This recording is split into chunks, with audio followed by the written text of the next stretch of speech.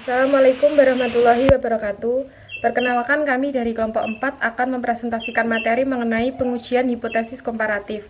Sebelumnya, perkenalkan, saya Putri Skarnadila, NIM 248.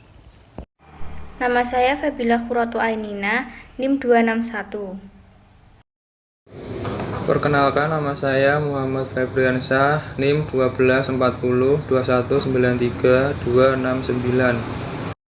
Perkenalkan, nama saya Alvinatus Suroya, NIM 1240 2193 285. Perkenalkan, nama saya Kusna Lutfi Azizah, NIM 291. Pengujian hipotesis komparatif.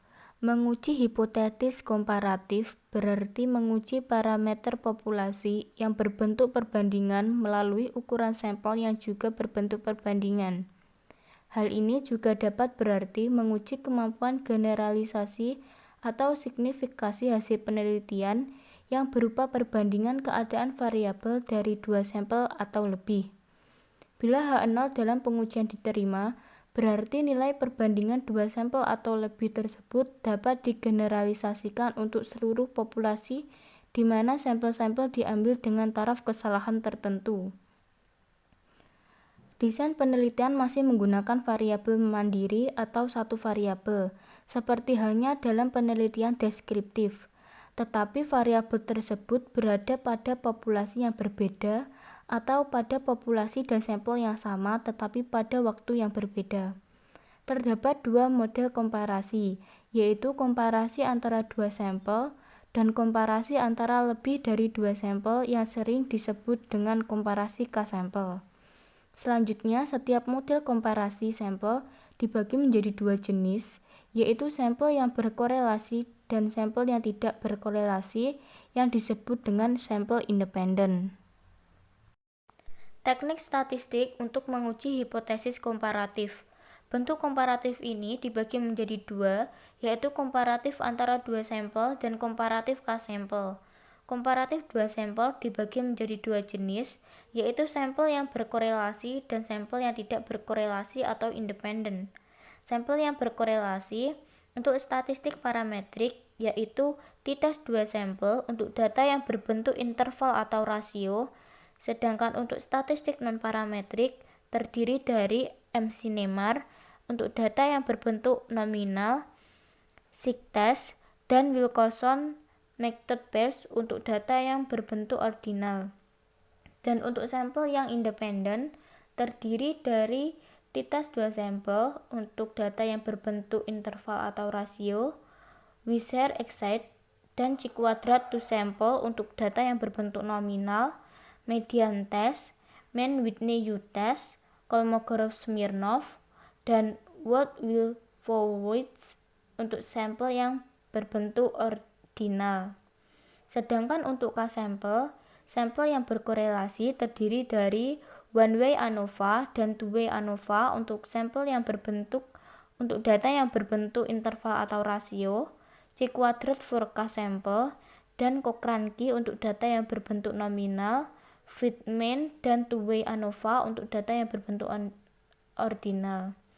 Sedangkan untuk sampel independen terdiri dari one-way ANOVA dan two-way ANOVA untuk data yang berbentuk interval atau rasio, C-quadrat for K-sampel untuk data yang berbentuk nominal, median extension, dan Kruskal-Waltz one-way ANOVA untuk data yang berbentuk ordinal. Komparatif dua sampel. Pada bagian ini dikemukakan statistik yang digunakan untuk pengujian hipotesis komparatif dua sampel yang berkorelasi dan independen, baik menggunakan statistik parametris maupun non-parametris. Pengujian dua sampel berkorelasi, statistik parametrik. A. T-test. Statistik parametrik yang digunakan untuk menguji hipotesis komparatif rata-rata dua sampel bila datanya berbentuk interval atau rasio adalah menggunakan t-test. Rumus dan keterangan bisa dilihat pada gambar di bawah ini. Statistik non-parametrik. A. MC-Neymar test. Teknik ini digunakan untuk menguji hipotesis komparatif dua sampel yang berkorelasi bila datanya berbentuk nominal atau diskrit. Rancangan penilaian biasanya berbentuk before after. Jadi hipotesis penelitian merupakan perbandingan antara nilai sebelum dan sesudah yang di dalamnya ada perlakuan. Lalu yang B, sign test atau uji tanda. Fungsi the sign test dalam rancangan eksperimen adalah untuk menilai efek suatu variabel eksperimen atau perlakuan dalam eksperimen atau treatment bila terdapat keadaan tertentu. Yang terakhir yaitu C, Wilcoxon Matched Pairs Test. Wilcoxon Test merupakan pengembangan dari the sign test. Ketelitian hasil analisis Wilcoxon Test dibandingkan the sign test adalah tidak hanya dapat menunjukkan perbedaan antara kelompok-kelompok yang dibandingkan. Uji Wilcoxon ini merupakan penyempurnaan dari uji tanda. Kalau dalam uji tanda besarnya selisih angka antara positif dan negatif tidak diperhitungkan. Lalu uji T dua sampel yang berpasangan. Contoh, produsen obat diet ingin mengetahui apakah obat yang diproduksinya mempunyai efek terhadap penurunan berat badan konsumen. Sebuah sampel yang terdiri dari 10 orang masing-masing diukur berat badannya. Kemudian setelah sebulan meminum obat tersebut, kembali diukur berat badannya. Ujilah taraf nyata sebesar 10%. Apakah obat tersebut berpengaruh terhadap penurunan berat badan? Hipotesis H0.2. Hipotesis sebelum dikurangi hipotesis sesudah sama dengan 0. HA.2. Hipotesis sebelum dikurangi hipotesis sesudah tidak sama dengan 0. Mari kita coba. Sebelumnya siapkan laptop kalian.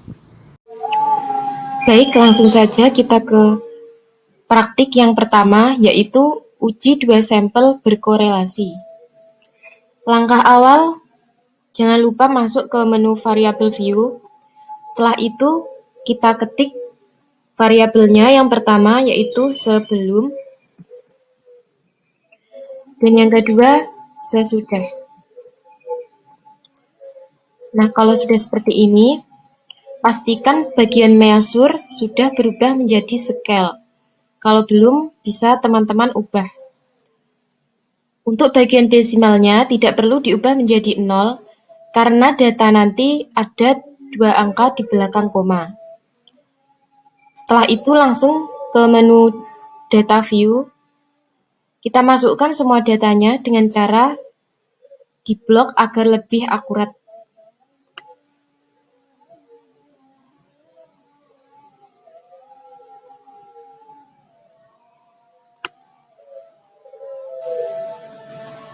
Jika semua data sudah dipastikan benar, langsung ke menu Analyze. Setelah itu Compare Means, dan kita pilih Paired Sample Test.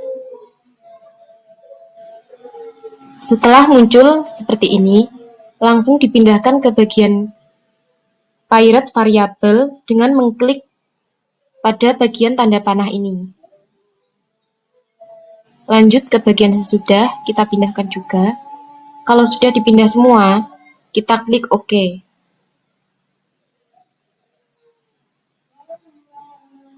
Maka akan muncul output seperti ini. Dari keluaran ini, diperoleh nilai statistik uji T, yang bagian bawah ini ya, 1,646, dan derajat bebas N dikurangi 1 sama dengan 10, dikurangi 1 sama dengan 9. Yang ini bagian DF. Diperoleh T sama dengan 1,833. Karena nilai T-nya kurang dari nilai 1,833, maka H0 diterima. Jadi, dapat disimpulkan bahwa tidak ada perbedaan antara berat badan konsumen sebelum dan sesudah meminum obat diet, yang berarti bahwa obat diet tersebut tidak mempunyai efek untuk menurunkan berat badan. Yang pertama, C-kuadrat 2 sampel. C-kuadrat digunakan untuk menguji hipotesis komputatif 2 sampel bila datanya berbentuk nominal dan sampelnya besar. Yang kedua, Fisher-Esa probability test. Tes ini digunakan untuk menguji signifikansi hipotesis komparasi 2 sampel kecil independen bila datanya belum nominal. Untuk sampel yang besar digunakan C-kuadrat. Yang ketiga, tes median atau median test. Tes median digunakan untuk menguji signifikansi hipotesis komparatif 2 sampel independen bila datanya berbentuk nominal atau ordinal. Pengujian didasarkan atas median dari sampel yang diambil secara random. Yang keempat, Fisher-U-test. U-test ini digunakan untuk menguji signifikasi hipotesis komparatif 2 sampel independen bila datanya berbentuk ordinat. Yang terakhir, tes kolomograf Smirnov 2 sampel. Tes ini digunakan untuk menguji hipotesis komparatif 2 sampel independen bila datanya berbentuk ordinal yang telah tersusun pada tabel distribusi frekuensi kumulatif dan menggunakan kelas-kelas interval.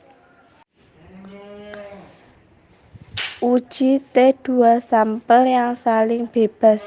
Contoh, manajer penjualan PT Duta Makmur ingin mengetahui apakah ada perbedaan prestasi penjualan roti rasa durian berdasarkan tingkat pendidikan salesman. Hipotesis HO tidak terdapat perbedaan antara prestasi penjualan roti durian dengan tingkat pendidikan salesman. HA terdapat perbedaan antara prestasi penjualan roti durian dengan tingkat pendidikan salesman. Untuk praktek yang kedua yaitu uji 2 sampel yang tidak berkorelasi. Langkah pertama, bisa dibuka variabel view. Selanjutnya kita ketik bagian variabel pertama yaitu salesman.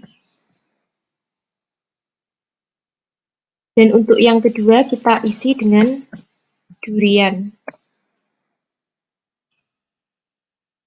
Lalu pada bagian label kita ubah menjadi atau diketik menjadi pendidikan.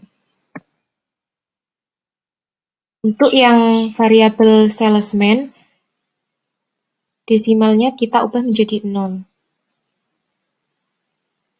Bagian kolom yang salesman, kita ubah menjadi 10. Dan yang atas kita ubah menjadi nominal. Kemudian di bagian values, kita isi yang pertama, sarjana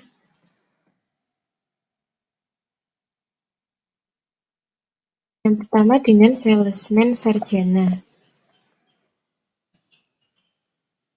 Lalu klik add.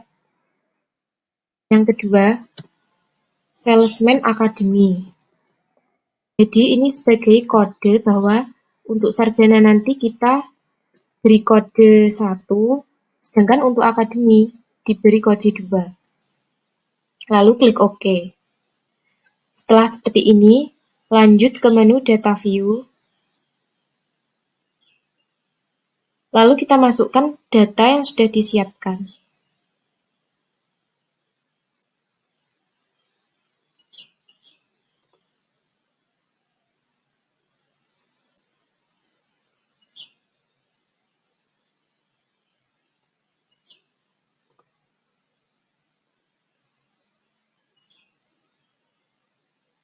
Selanjutnya, dari menu utama, kita klik Analyze, Compare Means, lalu kita pilih yang Independent Sample Test. Untuk bagian yang pendidikan salesman, kita pindahkan ke bagian grouping variabel yang bawah. Dan untuk yang durian, kita pindahkan ke tes variabel yang atas. Selanjutnya, kita klik Define Group. Grup 1 kita isikan dengan angka 1, yang berarti berisi tanda 1 atau salesman sarjana, dan grup 2 kita isi 2 yang berisi salesman academy. Langsung klik Continue, lalu OK. Maka akan muncul output seperti ini, dan untuk hasil analisisnya diperoleh dengan 0,05. Untuk kasus di atas diketahui nilai T-tabel adalah min 1,812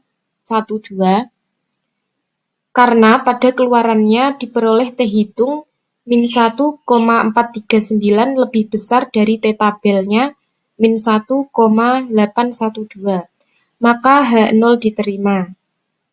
Jadi, dapat disimpulkan bahwa tidak terdapat perbedaan antara prestasi penjualan roti durian dengan tingkat pendidikan salesman.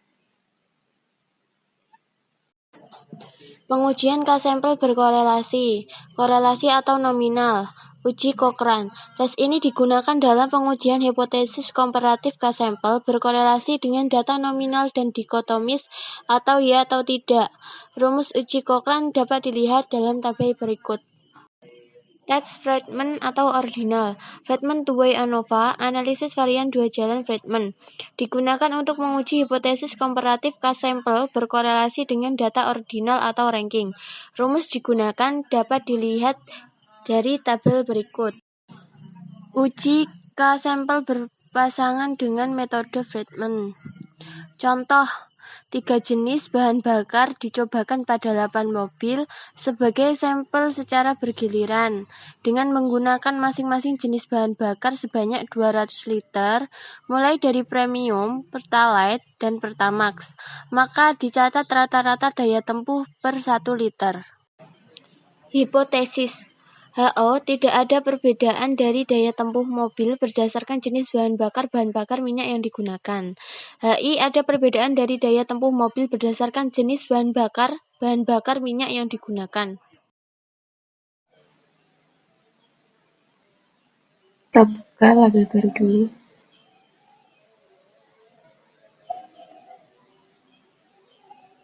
Langkah pertama, kita buka menu variable view. Kemudian kita ketik di sini mobil, disingkat aja. Yang kedua premium. Ketiga pertalite. Dan yang terakhir pertamax. Lalu pada bagian label kita isi dengan mobil, premium, pertalite, dan yang terakhir pertamax. Langkah selanjutnya, kita ke data view, kita masukkan semua datanya. Kita masukkan.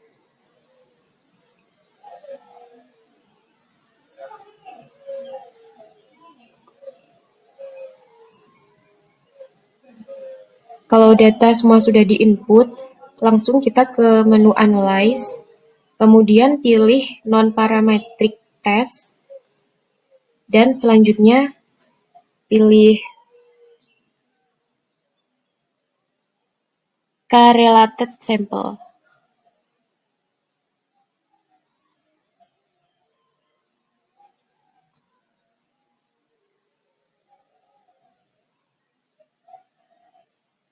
Kemudian kita masukkan premium di bagian tes variabel, kemudian pertalite, dan pertamax.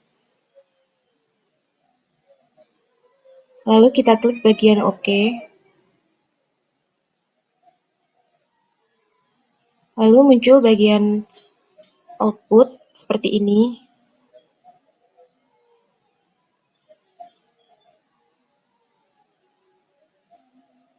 Lalu untuk dari hasil output ini kita peroleh kesimpulan atau analisis berdasarkan hasil dengan metode Feynman diperoleh chi-square 12,452 dengan nilai signifikan sebesar 0,02. Karena nilai signifikan 0,02 kurang dari 0,05, maka H0 ditolak dan H1 diterima. Hal ini berarti bahwa ada perbedaan mobil berdasarkan jenis bahan bakar minyak yang digunakan. Selanjutnya, pengujian K-sampel independen. Analisis variasi satu jalan Kruskal-Walsh. Tes ini digunakan untuk menguji hipotesis komparatif K-sampel independen bila datanya ordinal. Bila dalam pengukuran ditemukan data berbentuk interval atau rasio, maka perlu diubah dulu menjadi data ordinal. Uji Kruskal-Walsh. Contoh, PT Cahaya memproduksi 4 buah lampu dengan merek A, B, C, dan D. Seorang manajer produksi ingin mengetahui apakah ada perbedaan mutu produksi yang nyata di antara keempat merek lampu tersebut. Untuk itu, diambil sejumlah sampel tertentu dari masing-masing merek lampu. Kemudian diukur masa hidup lampu tersebut dengan cara menyalakan alat yang sama hingga lampu mati. Hipotesis HO, tidak ada perbedaan masa antara merek A, B, C, dan D. HA, ada perbedaan masa antara merek A, B, C, dan D. Yaitu pengujian K-sampel yang independen. Yang pertama kita tuliskan variabelnya mobil, dan yang kedua merek. Kemudian desimalnya, bagian merek kita kosongkan. Bagian width yang merek isikan 1, namun desimalnya harus dikosongkan terlebih dahulu agar width-nya bisa diisi dengan angka 1. Untuk desimal yang mobil, kita ketik 1, labelnya kita isi mobil atau jam. Yang kedua, merek lampu. Untuk valuesnya yang merek, kita isi yang pertama, merek A atau kode 1 untuk merek lampu A, kemudian klik add, dan kode 2 untuk merek B, kode 3 untuk merek lampu C, dan kode 4 untuk merek lampu D. Jika sudah semua, langsung kita klik OK. Lalu kita ke data view, input semua data yang sudah ada. Jika sudah seperti ini dan sudah dipastikan datanya benar, langsung ke menu Analyze, pilih Non-Parametric Test, kemudian K-Independent Sample. Untuk mobilnya kita pindahkan ke sisi kanan atau pada kotak tes variable list, dan untuk merek lampu pada bagian grouping variabel.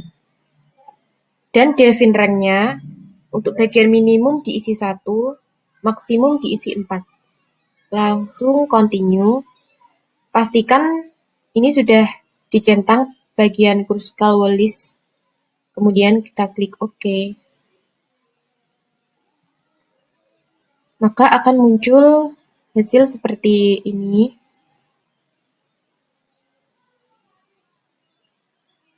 Berdasarkan hasil output ini, maka dapat dianalisa atau diketahui bahwa nilai signifikannya sebesar 0,000 kurang dari 0,05. Dengan demikian, dapat disimpulkan bahwa H0 ditolak dan HA diterima, yang berarti ada perbedaan yang nyata atau signifikan antara masa hidup keempat merek lampu.